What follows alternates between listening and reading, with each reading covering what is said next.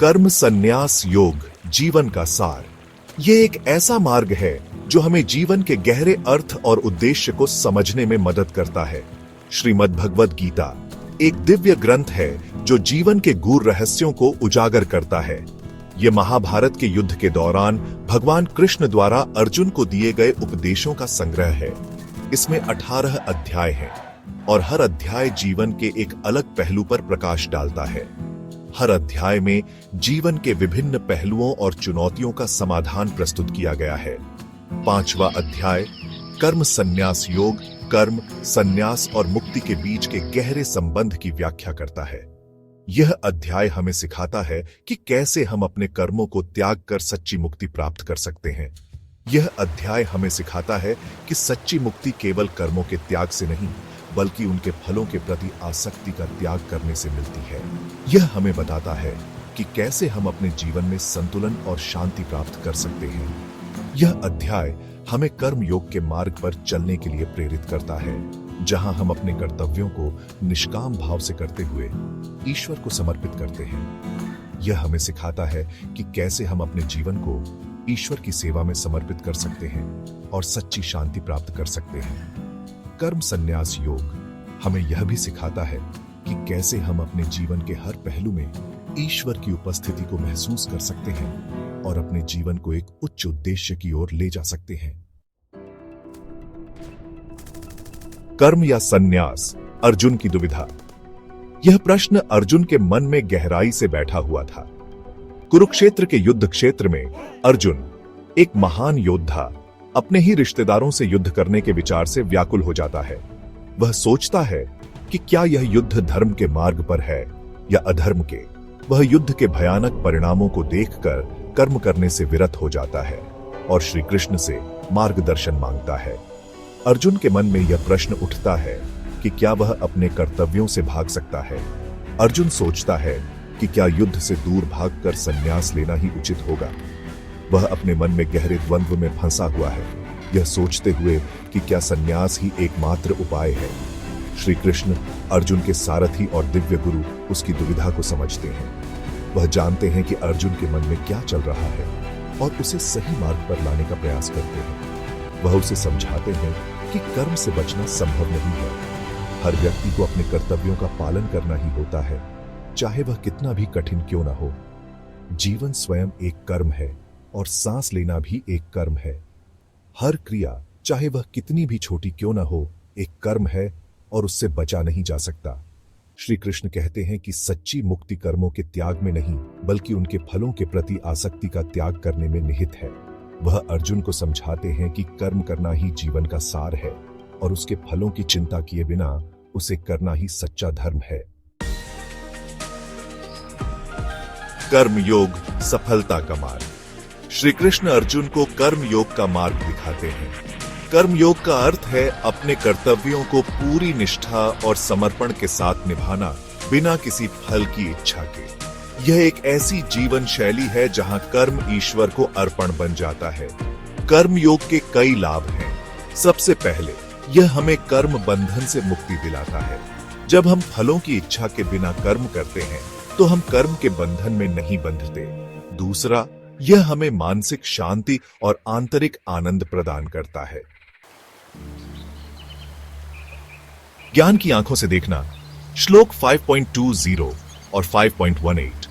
ये श्लोक हमें जीवन के गहरे रहस्यों को समझने में मदद करते हैं और हमें सिखाते हैं कि सच्चा ज्ञान क्या है। श्लोक 5.20 में श्री कृष्ण कहते हैं, स्थित प्रज्ञस्तु तत्सर्वम कुरुते यत् किंचित यत्। इसका अर्थ है कि जो ज्ञानी है वह सभी कर्मों को समान रूप से करता है, क्योंकि वह जानता है कि कर्ता वह नहीं बल्कि परमात्मा है। यह श्लोक हमें यह भी सिखाता है कि हमें अपने कर्मों के फल की चिंता नहीं करनी चाहिए, बल्कि अपने कर्तव्यों को पूरी निष्ठा और समर्पण के साथ निभाना चाहिए। जब हम इस श्लोक को गहराई से समझते हैं, तो हमें यह एहसास होता है कि जीवन में शांति और संतोष प्राप्त करने का मार्ग आत्मज्ञान और आत्मसमर्पण में है। यह श्लोक हमें यह भी बताता है कि सच्चा ज्ञान वही है जो हमें अपने अहंकार से मुक्त करता है और हमें परमात्मा के साथ एकाकार करता है। श्लोक 5.18 में श्री कृष्ण कहते हैं, विद्या विनय संपन्न ब्राह्मणे गविहस्तिने इसका अर्थ है कि ज्ञानी व्यक्ति सभी प्राणियों में ईश्वर के दर्शन करते हैं, चाहे वह ब्राह्मण हो या चांडाल, गाय हो या हाथी। यह श्लोक हमें सिखाता है कि हमें सभी प्राणियों के प्रति समान दृष्टि रखनी चाहिए और अपने कर्तव्यों को बिना किसी भेदभाव के निभाना चाहिए। शुनिचैव श्वपाके च पंडिता समदर्शिन। इसका अर्थ है कि ज्ञानी व्यक्ति सभी प्राणियों में ईश्वर के दर्शन करते हैं, चाहे वह ब्राह्मण हो या चांडाल, गाय हो या हाथी। यह श्लोक हमें सिखाता है कि हमें सभी प्राणियों के प्रति समान दृष्टि रखनी चाहिए और अपने कर्तव्यों को बिना किसी भेदभाव के निभाना चाहिए। यह श्लोक हमें यह भी सिखाता है कि सच्चा ज्ञान वही है जो हमें सभी प्राणियों में एक ही आत्मा को देखने की दृष्टि देता है। जब हम इस श्लोक को गहराई से समझते हैं तो हमें यह एहसास होता है कि जीवन में सच्ची शांति और संतोष प्राप्त करने का मार्ग सभी प्राणियों के प्रति समान दृष्टि और प्रेम में है। यह श्लोक हमें यह भी बताता है कि हमें अपने अहंकार को त्याग कर सभी के साथ प्रेम और करुणा से पेश आना चाहिए। ये श्लोक हमें सिखाते हैं कि हमें सभी प्राणियों के प्रति समान दृष्टि रखनी चाहिए और अपने कर्तव्यों को बिना किसी भेदभाव के निभाना चाहिए। यह श्लोक हमें यह भी सिखाता है कि सच्चा ज्ञान वही है जो हमें सभी प्राणियों में एक ही आत्मा को देखने की दृष्टि देता है। जब हम इस श्लोक को गहराई से समझते हैं तो हमें यह एहसास होता है कि जीवन में सच्ची शांति और संतोष प्राप्त करने का मार्ग सभी प्राणियों के प्रति समान दृष्टि और प्रेम में है। त्याग का असली अर्थ कर्म बंधन से मुक्ति।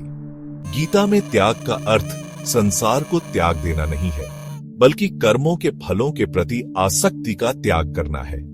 जब हम फल की इच्छा के बिना कर्म करते हैं तो हम कर्म के बंधन से मुक्त हो जाते हैं। यह आसक्ति ही है जो हमें दुख और पीड़ा के चक्र में फंसाए रखती है।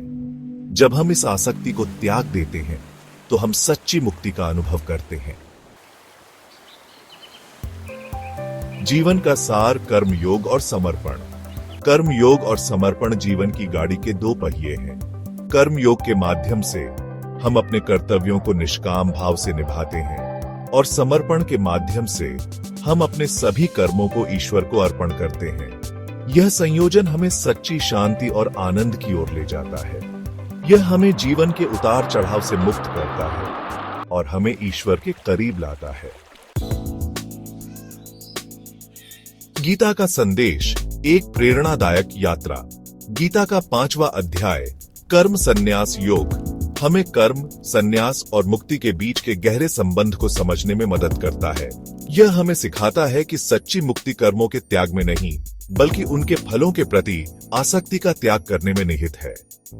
हमें कर्म योग के मार्ग पर चलना चाहिए, अपने कर्तव्यों को निष्ठा और समर्पण के साथ निभाना चाहिए और अपने सभी कर्मों को ईश्वर को अर्पण करना चाहिए। गीता का संदेश जीवन में उतारें। आइए हम गीता के इस अमूल्य उपदेश को अपने जीवन में उतारें और कर्म योग के मार्ग पर चलकर सच्ची मुक्ति और आनंद की प्राप्ति करें।